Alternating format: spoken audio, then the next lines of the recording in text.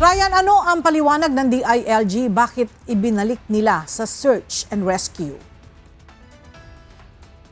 Ella, hindi nawawala ng pag-asa ang DILG na posibleng mayroong pang makitang buhay dito sa mga natabunan ng bumuhong gusali. Lalo na't ilang araw pa lamang ang nagdaraan simula nang maganap ito noong linggo ng madaling araw.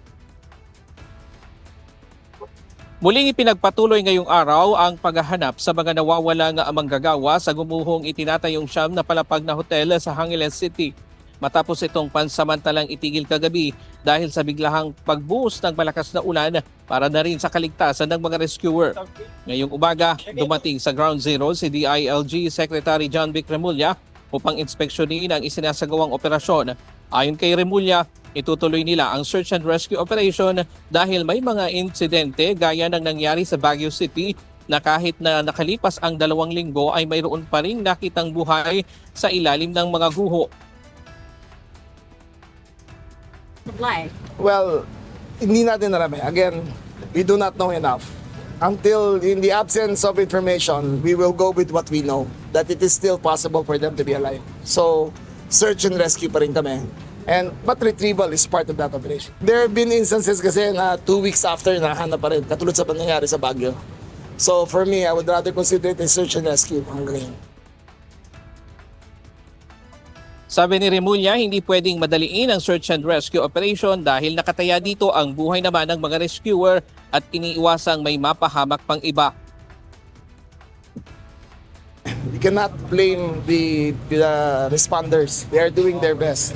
Alam nyo, yung ganitong klaseng operation, maselan yan. One wrong move and the entire structure will collapse further. So everything has to be synchronized. Parang ano to eh, parang walis to na tinanggal mo sa tiklis eh. Kasi isa-isa mong bubunutin yan hanggang makuha lahat.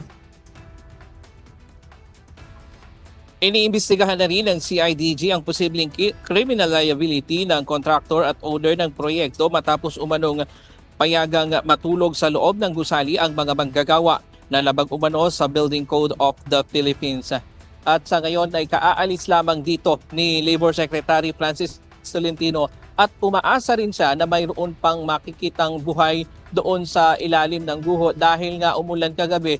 Sabi niya posible na may makainom pa sila ng tubig doon sa lakas ng ulan at makasurvive pa kahit na ilang araw kung meron pang natitirang buhay dito sa ilalim ng guho.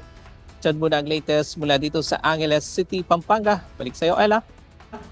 Maraming salamat, Ryan Lacanlale.